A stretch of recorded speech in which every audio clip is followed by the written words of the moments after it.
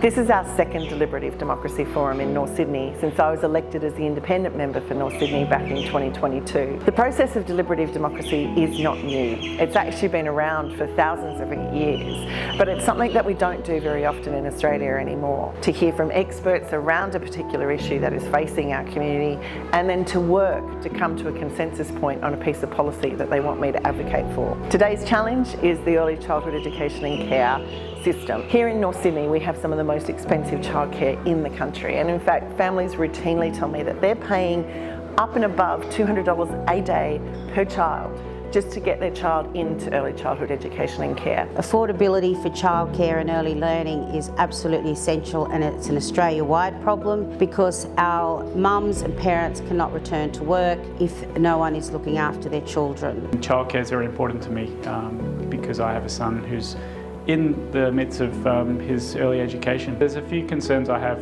one of them being affordability, because fees are quite high compared relative to income. I think the big value here and what we're seeing is the community genuinely having a voice and being able to use the creativity, the differences, the passion, the experience, the diversity of the community to come together in a completely unexpected way. My pitch today is that we need a universal early childhood education and care system that provides access for all children and families across Australia. So that involves an entitlement to 3 days a week of childcare at a free or low cost fee. What I'm pitching is that the government needs to take more of a stewardship role in ensuring that all early childhood educators, regardless of whether they live in regional, rural or remote areas, then we're going to have a stronger system.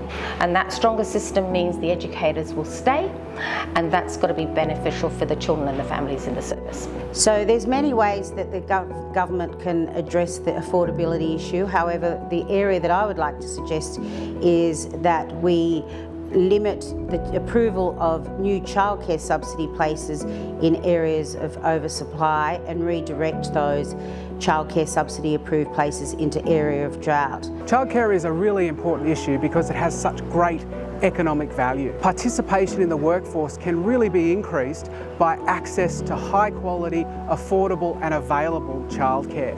My pitch is to have childcare treated like school education. Every neighbourhood has a primary school and every neighbourhood should have a childcare centre run by the government. I'm hoping to convince people that early childhood education really does matter, that it's an important issue, not just for children, not just for families, but for the economy as a whole. So we know that when we invest in high quality early childhood education and care, we get three benefits. Children get a good start to their early education and make a more successful transition to school. They're also more likely to have lifelong good mental health and well-being, and to go on and do vocational training or university study. I'm absolutely supportive of universal entitlement for young children to early childhood education and care. I don't think access should be dependent on parents working. I think it should be in the interests of children. Just 5 hours ago, I left a group of people who were only meeting for the first time to discuss the challenges of early childhood education and care in our electorate. And I've come back this afternoon and had that same group present to me a consensus opinion about what they think our community should be fighting for. They want our community to fight for universal access for all families, regardless of their income or their socioeconomic status. They want me to fight to ensure that the employment standards of people in this space are lifted, and that everyone who's employed in this area benefits from the same award rates. And they want me to fight for a forward-facing system that ensures that over time we're building the facilities in a way that enables families for generations to come to take advantage of early childhood education and care on terms that suit them. I feel completely inspired, to be honest with you. I think for all of us, you can get a bit down, you know, when you sort of think about all the things that are going on in our lives and around the world, and etc.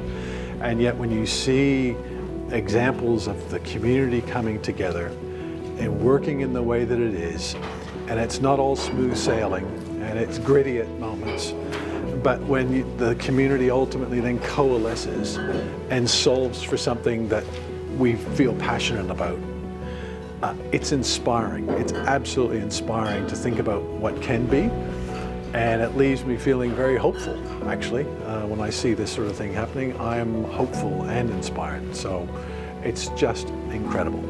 People left the room this afternoon buzzing because they've had an experience that has enabled them to actually listen to the experts, speak with people who don't have the same opinions as them, but actually come to a point of consensus. And quite frankly, isn't that how our politics should be taking place every day?